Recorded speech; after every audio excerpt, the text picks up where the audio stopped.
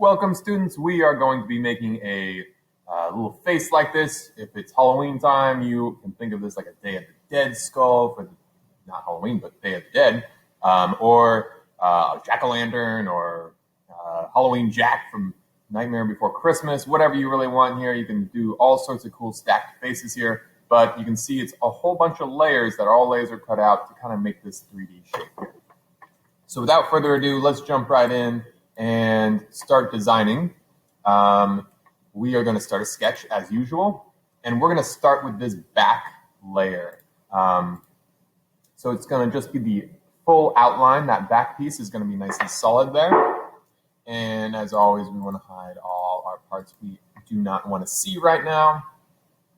And then this is kind of going to be up to you, but the thing I would really suggest starting with is a nice line and then dimensioning it. This is going to be our center line. Let's make this like 2.5 inches, maybe 3-ish, somewhere in there. But this is the center line, so we can create symmetry so it's reflected from left to right. And that's going to make our life a lot easier.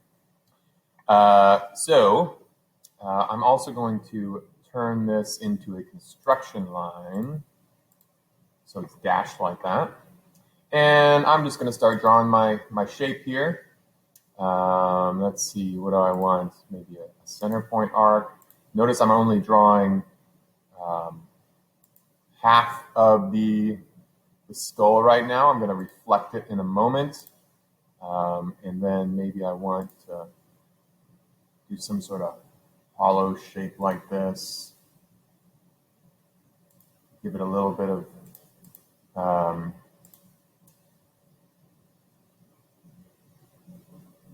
hollowness and a little spookiness to it. And maybe I want to do something like that for the bottom. And then you can always come and tweak this. Like if you didn't like the look of that, you can kind of move things around. That's starting to look a little better. A little more skull shaped. And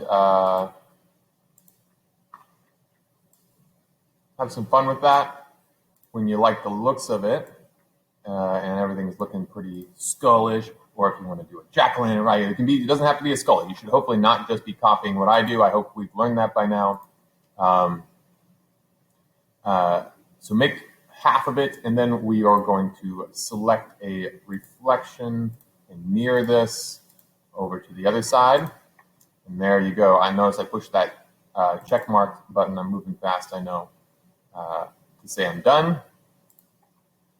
And then we are going, every time we finish a sketch here, we're going to extrude it. So I'm going to extrude. I'm going to select this face. And the thickness we're going to use is an eighth of an inch. And we got our first piece there. So now we just start repeating this for every step we want to do. And I'm going to say new sketch this time. I'm going to sketch on this surface, right? So I'm clicking on this surface now instead of one of these planes so that I'm drawing right on that surface there.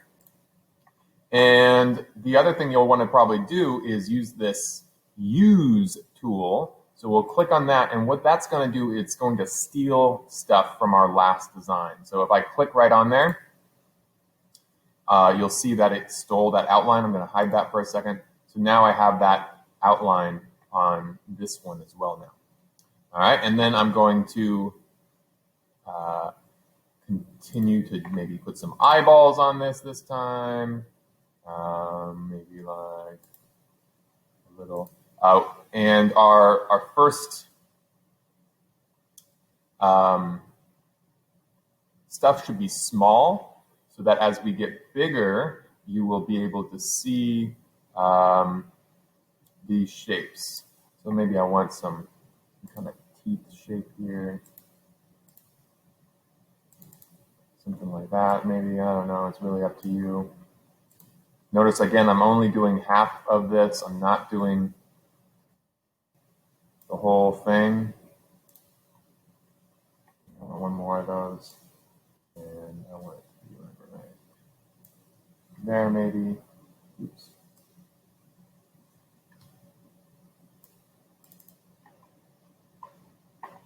And again, I will want to put in a nice line here for a center line, and I'm going to turn that into a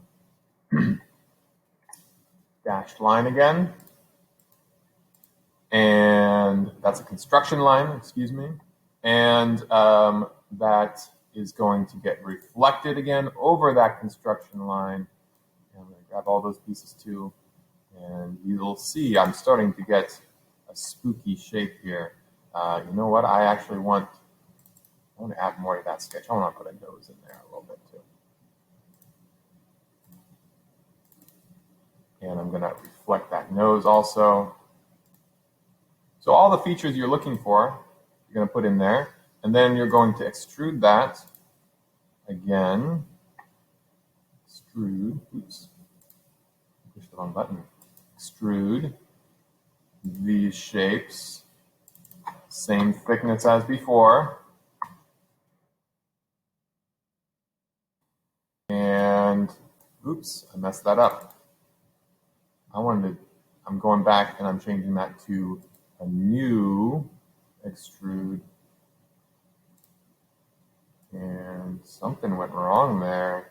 Oh, I can't see my other part. That's what it was. Now I'm starting to see. I'm getting this spooky shape here, right? So now I'm just repeating. I'm going to say sketch again. Sketch on this new surface. And I'm going to want to use again. So I'm going to steal some pieces from that last design. And when we do this, we want to start making, again, I'll hide that so you can see I'm stealing all these pieces. And maybe I want to steal the eyeballs there. So that the next layer that I'm going to put in here is going to be a slightly bigger. So maybe I want something with some circular patterns here. Maybe if you want to do a circular pattern, that would be a cool thing. So I went up to circular pattern and found that one after I put one little spine here. And when you do a circular pattern, it tries to put this over in a weird spot, and you're just going to have to drag that to the center of your circle. And you put OK.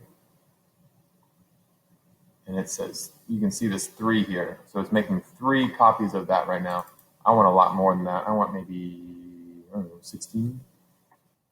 And I'll push OK there. And you'll see it makes them all, but they're not all touching. We need those to touch. So I'm just going to drag those so that they fit together. Oops, something didn't like that. So I'm going to undo that. So the quick way to make these attached is to click on 2 points that you want to attach, then come up here to coincident. If you don't see coincident, it's in this drop-down menu that we haven't talked a whole lot about yet, but these are all constraints, so rules, so things that force things to happen. And it's not liking that still. You know what?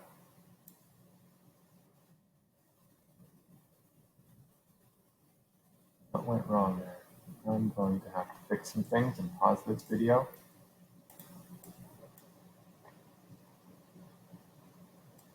All right, so we're back. I had to redo these little lines and repattern it again, but let's try that again. When I click on these 2 points now and then force them to be coincident, you'll see they line up there now, which is what we're looking for. And then in the same kind of way, all our pieces should get a little bit larger each time. So the nose, maybe I want the nose to be a little bit larger this time as well. And then maybe I want the mouth to be kind of a different shape too. Notice I'm trying to find that center point so I can end my curve on that center point.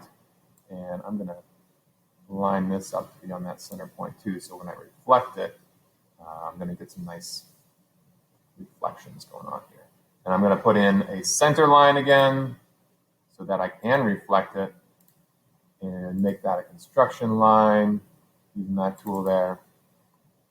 All right, now let's reflect this again.